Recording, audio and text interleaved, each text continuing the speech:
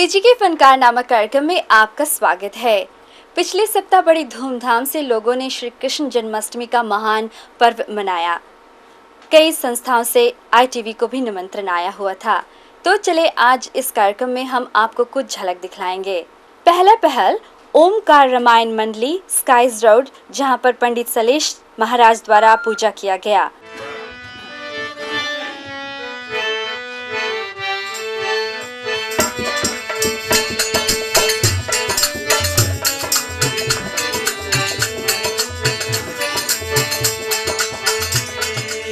मुनि बोले कि हे राजा परीक्षित, द्वारिकाधीश की कथा जो है वो अति पावन और पुनीत है। अपने भक्तों के ऊपर किस प्रकार से द्वारिकाधीश अनुग्रह करते हैं, एक बहुत रोचक कथा मैं तुम्हें सुनाता हूं। गुरु संदीपान के आश्रम में श्री कृष्ण भगवान अपने सखाओं के साथ शिक्षा ग्रहण करने के लिए गए, जिनमें सुदामा नाम का एक ब्राह्मण था और श्री कृष्ण भगवान के बहुत ही गहरे दोस्त बन गए।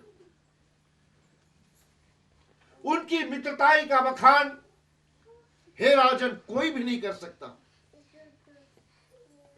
कि इतनी गहरी मित्रताई उनमें थी।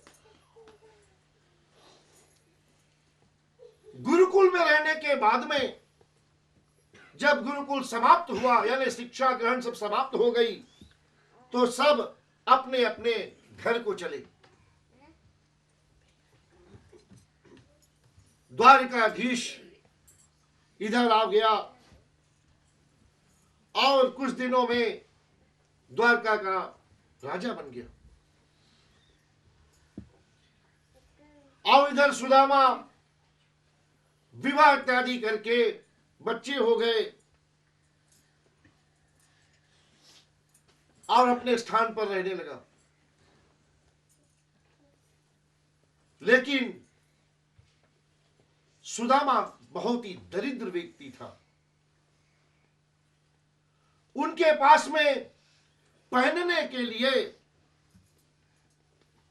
कपड़े जो थे, बस यही मानो कि एक जोड़ा केवल कपड़ा था उनके पास में, जो नित्यपति स्नान करके फिर उसको धोकर सुखाकर फिर पहन ले।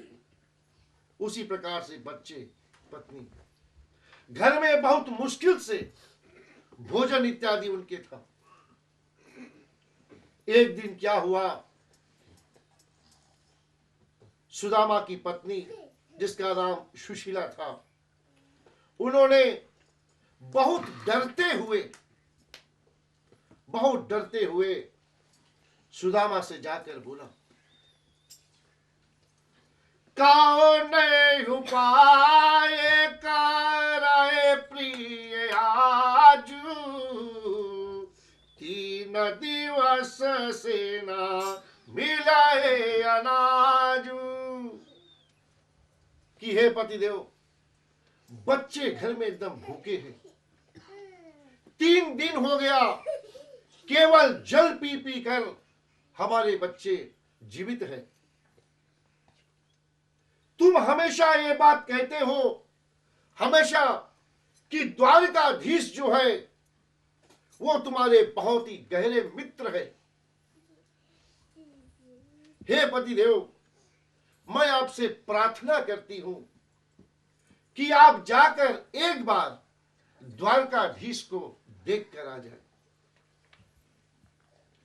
केवल मिलकर आ जाए। जब पत्नी की ओर से ये बात उन्होंने सुनी तो क्या हुआ, सुदामा के रोम रोम खड़े हो गए और अपने उस गुरुकुल के हर एक वाक्य को याद करने लगे कि भगवान श्री कृष्ण के साथ में कैसे वो खेलते थे, किस प्रकार से शिक्षा ग्रहण की। और क्या हुआ, सुदामा ने कहा कि हे पत्नी, हे प्रिय, घर में यदि कुछ हो तो आप मुझे दे दीजिए। खाली हाथ द्वारकाधीश के पास में कैसे जाए, और इतने दिनों बाद। तो उनकी पत्नी जाकर एक ब्राह्मण के घर से और 4 मुट्ठी चावल ले आई। उसको एक फटे पुराने कपड़े में बांधकर और क्या हुआ, सुदामा को दे दिया और उनसे प्रार्थना की कि आप द्वारका चले जाओ। सुदामा सोचने लगे कि यहां से द्वारका तो बहुत ही दूर है, रास्ते में रुक रुक कर जाएंगे ठीक है, लेकिन कैसे जाए हम। तो आगे हम देखें और भागवत कथा में सुखदेव मुनि राजा परीक्षित से किस प्रकार बताते। कैसे आऊं मैं कान्हाई द्वारिका नगरी, बड़ी दूर नगरी। कैसे आऊं मैं कान्हाई द्वारिका नगरी, बड़ी दूर नगरी। कैसे आऊं मैं कान्हाई द्वारिका नगरी, बड़ी दूर नगरी। कैसे आऊं मैं कान्हाई द्वारका नगरी, बड़ी दूर नगरी। क्या होता कि प्रार्थना करते कृष्ण भगवान, आपसे मिलने की इच्छा है मुझे अब, लेकिन रास्ता बहुत दूर है, किस प्रकार से मैं आऊं, किस प्रकार से मैं आपके दर्शन पाऊं।